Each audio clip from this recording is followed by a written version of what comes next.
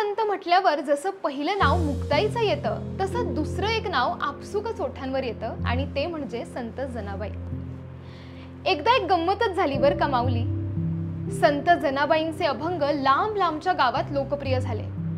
दासीचे घरकाम करणारी गोवऱ्या थापणारी बाई अभंग लिहिते याचं आश्चर्य वाटून स्वतः संत कबीर तिला भेटायला पंढरीला आले आणि येऊन पाहतात तर काय, दोन बायका एकमेकींशी गौऱ्यांवरून भांडताना त्यांना दिसल्या। दोघी एकमेकींवर गौऱ्या चोरल्याचा आरोप करत होत्या। जनाबाईला भेटायला अधीर झालेल्या कबीरांनी जनाबाई कुठे भेटतील असं विचारताच त्याच्यातल्या एकीनं उसळून उत्तर दिलं, हीच की जनी चोरटी, माझ्या गोवऱ्या चोरून माझ्याशी भांडण करते असं म्हटलं। हे ऐकल्यावर संत कबीरांना धक्काच बसला। गोवऱ्या चोरणारी बाई जनाई कशी असेल असं वाटून ते निघणार इतक्यात दुसरी बाई म्हणाली, आमच्या दोघींच्या बी गौऱ्या यात आहेत, तुम्ही आमच्या गौऱ्या निवडून वेचून द्या। कबीर गोंधळले। आता शेण्याच्या गौऱ्या, गोल आकाराच्या, दिसायला अगदी सारख्या, त्या गोवऱ्यात कुठली गौरी कोणाची हे कसं ठरवणार? कबीर विचारात पडलेले बघून जनाई म्हणाली, त्यात काय इतका विचार करायचा, अगदी सोपं काम आहे। आता कबीरजी चकित झाले होते। जनाई हसून म्हणाली, अहो महाराज, हे अगदी सोपं काम आहे। सर्व गौऱ्या एका ठिकाणी करा आणि त्यातल्या प्रत्येक गौरीला कान लावा। ज्या गौरीतून विठ्ठल विठ्ठल असा आवाज येईल ती गौरी माझी। भक्ती असावी तर अशी, भगवंतावर प्रेम करावं तर हे असं, नामस्मरण करावं तर हे असं। माऊली, जनमानसात संत कवयित्री म्हणून लोकप्रिय असलेल्या संत जनाबाईंचा जन्म परभणी येथील गंगाखेड येथे झाला। जनाबाई 5-6 वर्षांच्या असतानाच त्यांच्या वडिलांनी जनाबाईंना संत नामदेव यांचे वडील दामाशेठ शिंपी यांच्याकडे पाठवले। नामदेवांचे आई वडील आणि इतर 15 माणसांच्या कुटुंबाबरोबरच जनाबाई त्यांच्या कुटुंबातील एक सदस्य बनल्या।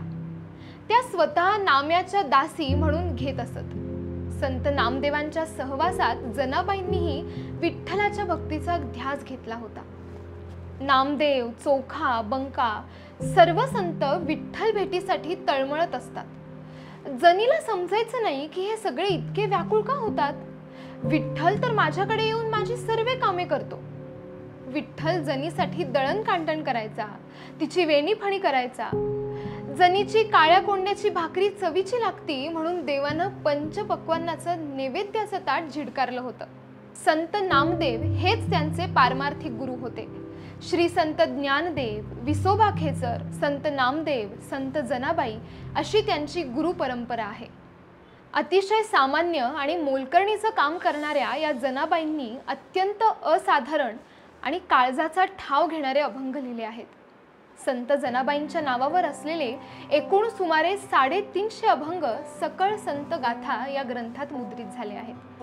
त्यांचे अभंग भक्तिपर, संत महिमा, परमार्थ, आख्यान, स्फुट, हितवचने अशा अनेक प्रकारात मोडतात।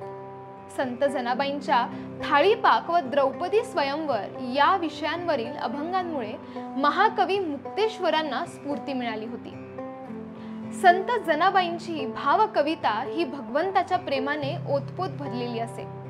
पूर्ण निष्काम होऊन लौकिक ऐहिक भावना विसरून त्या विठ्ठलाला शरण गेलेल्या होत्या।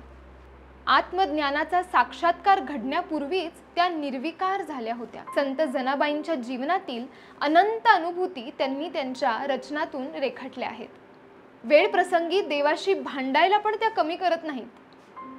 संत जनाबाईंचं एक फार मोठं कार्य आहे। ज्ञानोबा माऊली आणि त्यांच्या भावंडांनी फार लवकर समाधी घेतली।